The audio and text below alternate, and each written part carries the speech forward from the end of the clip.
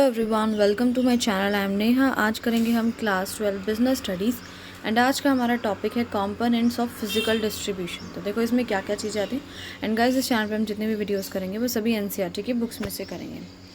तो इसमें आता है आपका सबसे पहला पॉइंट है जो ऑर्डर प्रोसेसिंग, यानी ऑर्डर जब जैसे देते हैं, फिर ऑर्डर रिसीव करते हैं, है ना, फिर प्रोडक्ट भिजवाते हैं, वो पूरा process.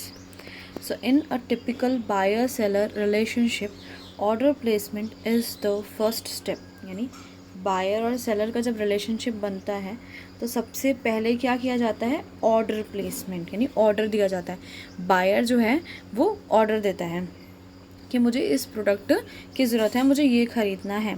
Products flow from manufacturers to customers via channel members. और प्रोडक्ट जो है वो कैसे जाता है, मैन्युफैक्चरर से कस्टमर के पास जाता है। यानी जो प्रोडक्ट बनाता है वो मैन्युफैक्चरर और कस्टमर जो कि उस प्रोडक्ट को यूज़ करना चाहता है। ऐसे ही होता है ना, हम ऑर्डर करते हैं और मैन्युफैक्चरर से जो है हमारे पास प्रोडक्ट आता है। While orders flow in reverse direction, लेकिन अगर ऑर्डर्स की बात की जाए तो वो रिवर्स डायरेक्शन में जाते हैं, कस्टमर से मैन्युफैक्चरर तक। यानी ऑर्डर कौन देता है, हम लोग देते हैं, हम लोग कस्टमर्स हैं, और हम किसको देंगे, मैन्युफैक्चरर को देंगे, है ना। A good physical distribution system should provide for an accurate and speedy processing of orders.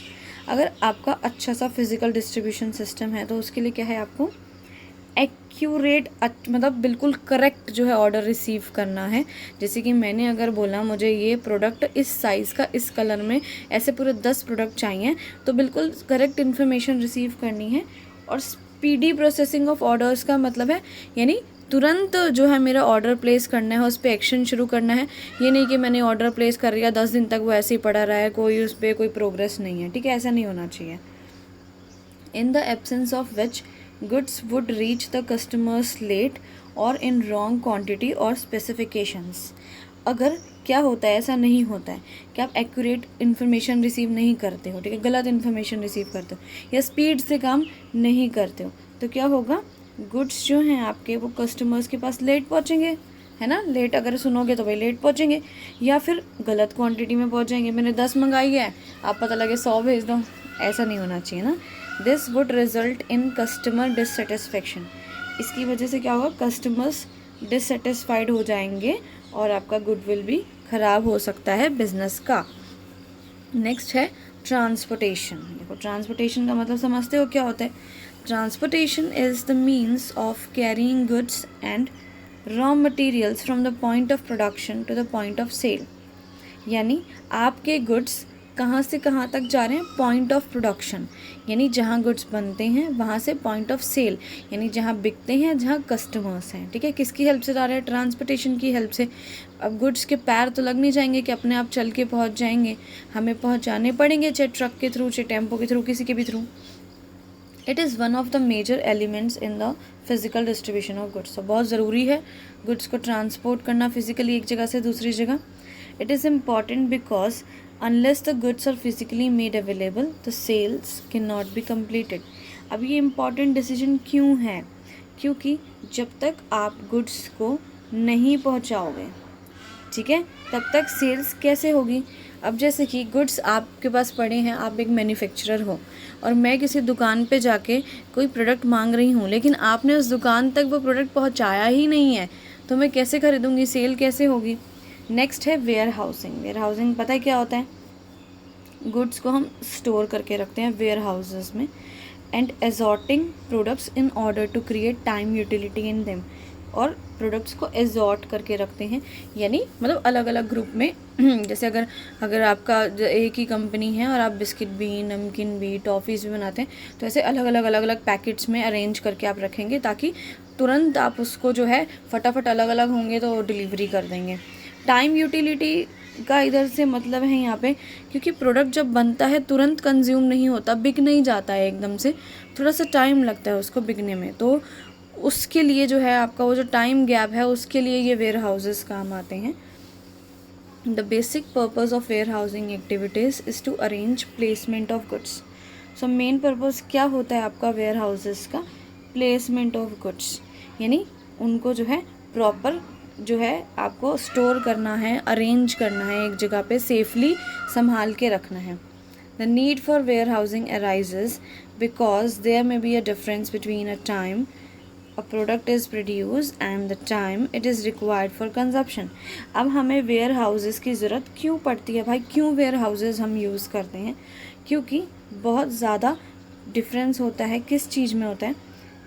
Product जब प्रोडक्शन होता है उसका, और जब उसका कंजप्शन होता है. जैसे कि मैंने पहले भी बताया कि जैसे ही प्रोडक्ट बना, मैन्युफैक्चरिंग उसकी हुई, वो तुरंत जो है बिकता नहीं है. ऐसा नहीं होता है कि सबके प्रोडक्ट तुरंत बिक जाते हैं. थोड़ा सा टाइम लगता है बिकने में, तो उन्हें स्टोर करने की ज़रूरत पड़ती है.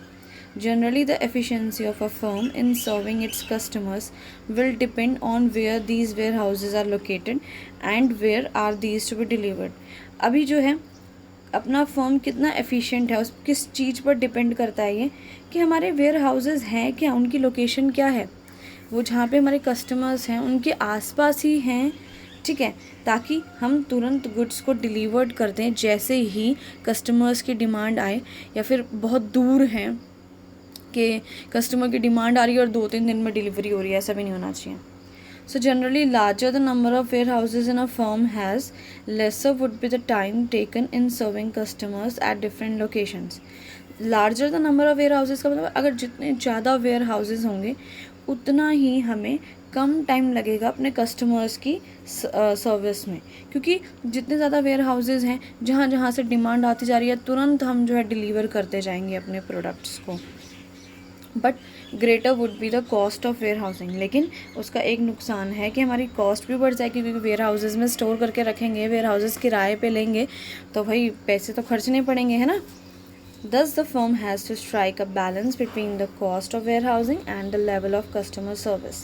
So इसलिए जो फर्म होती है उसको बैलेंस बनाना पड़ता है भाई, कि वेयर हाउसिंग में ज़्यादा खर्चा भी ना हो हमारा गुड स्टोर करने में, और हम अपने कस्टमर्स को तुरंत जो है सर्विस प्रोवाइड कर दें, यानी प्रोडक्ट्स जो है डिलीवर भी कर दें. For products requiring long term storage such as agricultural products the warehouses are located near production sites. और जो ऐसे प्रोडक्ट्स होते हैं जिनको लंबे समय तक स्टोर करके रखना पड़ता है, जैसे कि एग्रीकल्चरल प्रोडक्ट्स, इनके वेयर हाउसेस कहाँ होते हैं? प्रोडक्शन साइट्स के आसपास, जैसे जहाँ प्रोडक्शन हो रहा है वहीं पे ही होते हैं. ठीक है. This helps in minimising the charges on transportation of goods. इसकी वजह से हमारे जो है चार्जेस कम लगते हैं ट्रांसपोर्टेशन को लेके, वरना बार बार ट्रांसपोर्ट करना पड़ता है उनको, है ना. On the other hand the products which are bulky and hard to ship. और अगर हमारा जो प्रोडक्ट है वो बहुत बल्की हैवी है, या उसकी शिपिंग बहुत ज़्यादा डिफ़िकल्ट है, यानी मतलब उसको एक जगह से दूसरी जगह पहुंचाना बहुत मुश्किल है. शिपिंग का मतलब यहाँ पे ये है, जैसे कोई मशीन होगी, कोई ऑटोमोबाइल, कार वगैरह हो गया, आसानी से नहीं पहुंचाए जाते ना ऐसे तुरंत के, हाँ चुटकी बजाई और पहुंचा दी कार एक जगह से दूसरी जगह, है ना. या फिर हमारे पास पेरिशेबल प्रोडक्ट्स हैं जो बहुत जल्दी ख़राब हो जाते हैं, तो इनको अलग अलग लोकेशन पे रखा जाता है, अलग अलग मार्केट के पास, ताकि जैसे ही डिलीवरी आए हम तुरंत इनको पहुंचा दें. नेक्स्ट है और लास्ट है आपका इन्वेंट्री कंट्रोल. इन्वेंट्री यानी यहाँ स्टॉक मेंटेन करने की बात हो रही है, कितना स्टॉक मेंटेन किया जाए. So linked to warehousing decisions are the inventory decisions which hold key to success for many manufacturers. ये नॉर्मल सी लाइन लिखी हुई है जो इतनी डिफ़िकल्ट लग रही है कि वेयर हाउसिंग का जो एक डिसीजन है ये इन्वेंट्री कंट्रोल, इस पे मैन्युफैक्चरर की काफ़ी सक्सेस डिपेंड होती है, specially those where per unit cost are high. ठीक है, इसको डिसीजन को इसलिए इम्पॉर्टेंट है वहाँ पे जहाँ पे पर यूनिट कॉस्ट हाई होती है, यानी स्टॉक मेंटेन करने की जो कॉस्ट है या स्टॉक की जो कीमत है वो बहुत ज़्यादा होती है. A very important decision in respect of inventory is deciding about the level of inventory. तो इसमें इन्वेंट्री में हम क्या डिसीजन लेते हैं, सबसे ज़्यादा इम्पॉर्टेंट कि लेवल ऑफ इन्वेंट्री कितना, मतलब हो कि कितना स्टॉक मेंटेन करके रखें. 1000 यूनिट स्टॉक बना के रखें, 1,00,000 यूनिट स्टॉक बना के रखें, 10 यूनिट्स का स्टॉक बना के रखें, मतलब पहले से ही एडवांस में बना के हम रख दें स्टोर में, तो ये कितना क्वांटिटी में बना के रखें. Higher the level of inventory higher will be the level of service to customers. तो जितना ज़्यादा आपके पास इन्वेंट्री होगा, higher will be the level of service to customers. उतना ज़्यादा आप कस्टमर्स को सर्विसेज प्रोवाइड करेंगे। कैसे? सपोज़ आपके पास बहुत सारा स्टॉक है, एकदम से डिमांड आ गई तो तुरंत एकदम से आपने वो स्टॉक निकाला और कस्टमर्स तक पहुंचा दिया, है ना। लेकिन अगर डिमांड आ गई और आपके पास स्टॉक ही नहीं है, आपको प्रोडक्शन में टाइम लग जाएगा, कस्टमर्स तक पहुंचाने में भी टाइम लग जाएगा फिर। लेकिन एक प्रॉब्लम है, cost of carrying inventory will also be high. अब इतना सारा स्टॉक बना के रखेंगे लेकिन उसे बेचेंगे नहीं तो अपने को तो बहुत खर्चा लग जाएगा, है ना। क्यों? क्योंकि हमारी जो कैपिटल है उसमें लॉक हो जाएगी, टाइड अप हो जाएगी, बंध जाएगी। अब जैसे कि मैंने 100 यूनिट्स बना दिया और जैसे कि 100 यूनिट्स बना दिया और वो 1 लाख रुपए की बैठ रही है, तो मेरा 1 लाख रुपए तो बिल्कुल बंद गया ना, क्योंकि मैं उसे बेच नहीं सकती। अभी मैं उसको अभी संभाल के एक्स्ट्रा बना के रख रही हूँ। Thus, a balance is to be maintained in respect of the cost and customer satisfaction।